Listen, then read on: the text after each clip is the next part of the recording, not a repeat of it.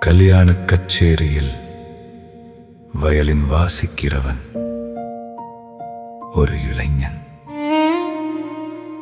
கல்யாணத்திற்கு வந்த ஒரு பெண் தலையசைத்து ரசிக்கிறாள்.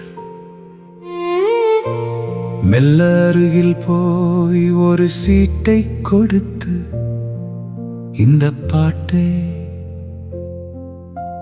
வாசிக்க முடியுமா என கேட்கிறாள்.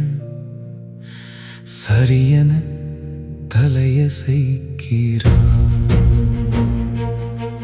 அவன் அந்த பாடலை வாசிக்கும் போது பந்தியில் அமர்ந்திருக்கும் அவளுக்கு கேட்கிறது.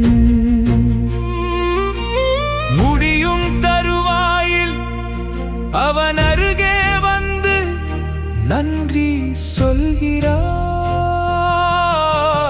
வேறு ஏதாவது வாசிக்க வேண்டுமா என செய்கையில் கேட்கிறார்.